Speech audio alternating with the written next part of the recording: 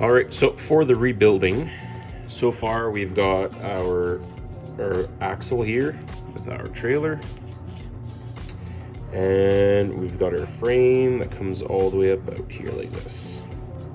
So basically the harvesting part's going to be bolted onto here. That'll be for another time.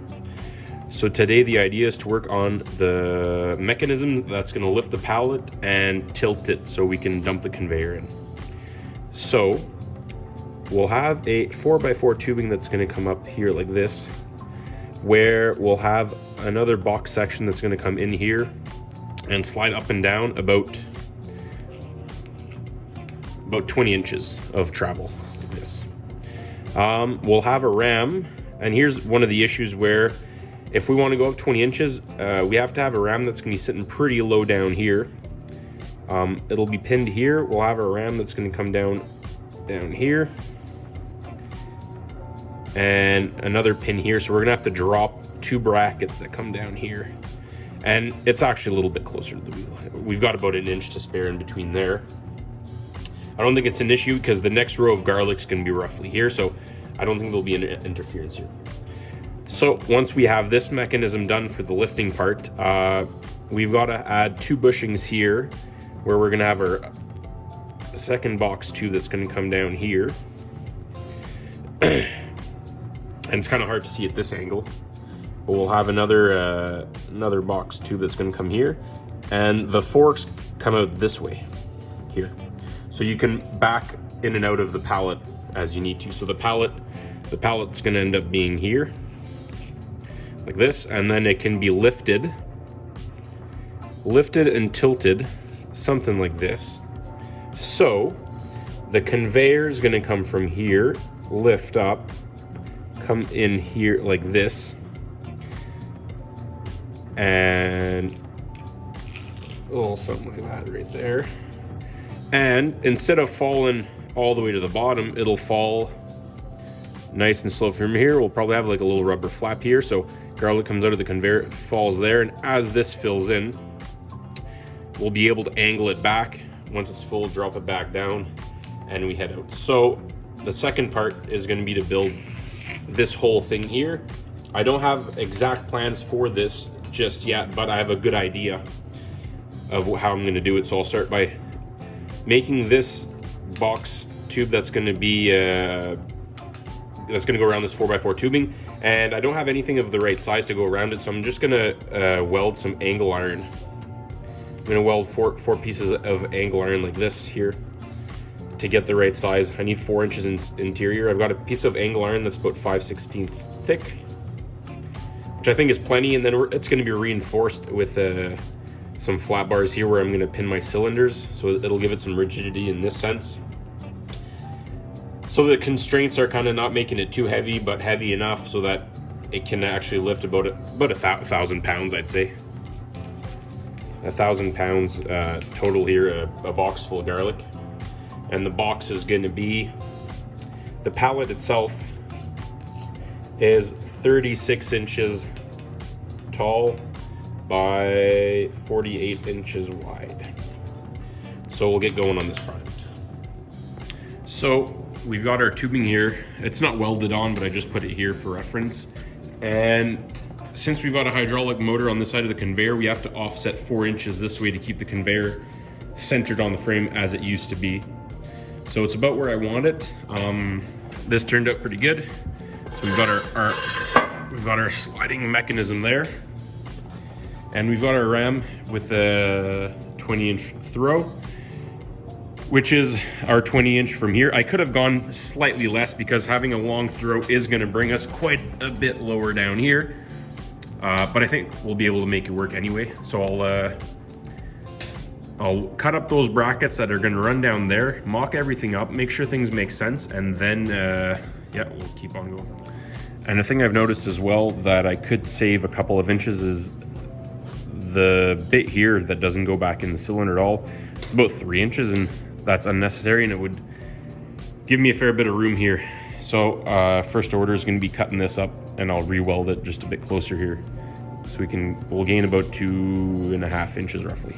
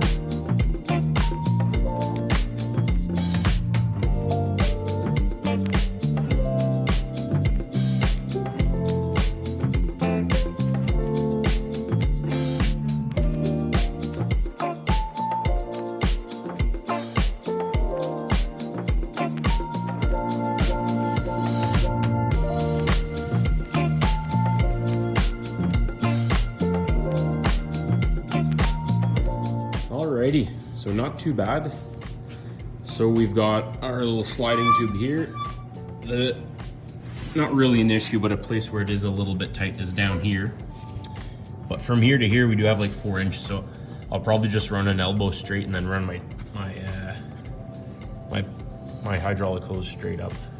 If it doesn't fit and there's an interference, I can unweld this and weld a 90-degree fitting, but I want to avoid doing that. So we'll just, we'll try to run a low profile 90 and run up here.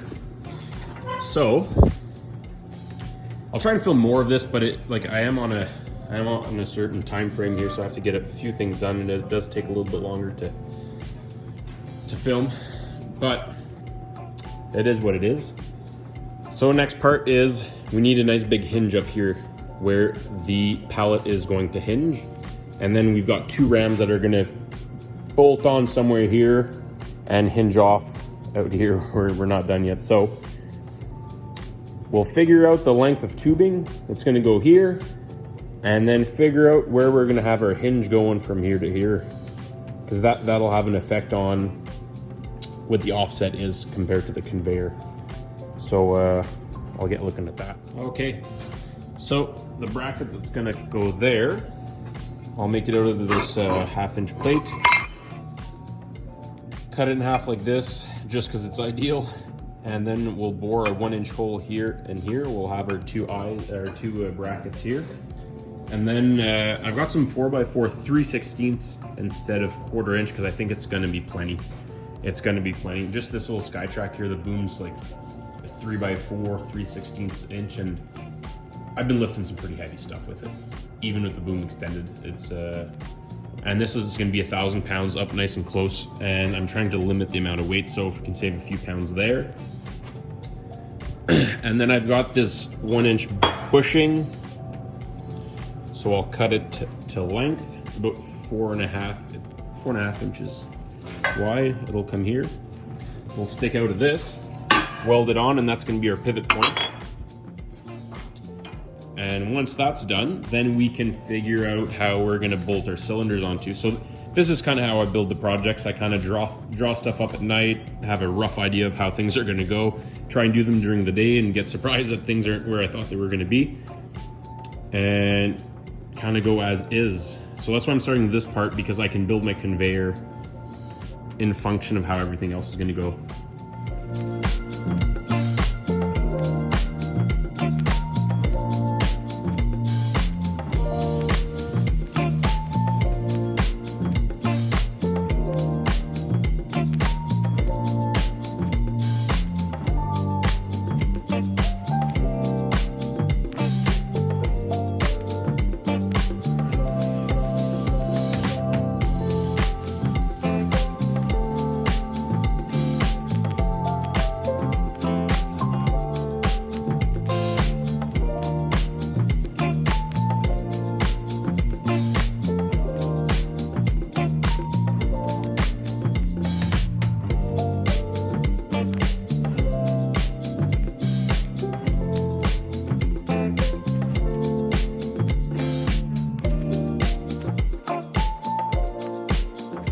So a little update, the brackets are cut up, bushing's in place, and we checked with a digital level there. Everything is true, and we're square with the frame, so I'll go ahead and tack everything up. And I think I'm just gonna tack everything until the whole arm is done, just to make sure if there's any major changes, then I'm not grinding out a bunch of welds.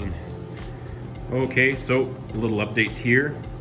So we've got our ram here just about fully extended. It'll go a little bit over 90, but not much. I don't think I really need to anyway, but that's kind of where it goes. And we ran into some trouble where we had to cut this tube here. But I did put a piece of 1/4 inch by 3.5 to fit in there to give it a bit of rigidity. But I think this is way overkill anyway, because it is only about 1,000 pounds that's gonna be here. So we've got our hinge, our mechanism, our ram that lifts it up, that slides on this tube. So now what we're working on, I've got this 2.5 by 2.5 1/4 inch tube that I'm gonna weld there, so that the forks that are gonna be, they're gonna be bolted on here, so that when I bring it into buildings, well, I don't have a 3-foot piece of pipe that's sticking out. I'll back up so you can see. So once this ram goes back down, you'll have the forks that'll stick out. You'll probably see in a later video.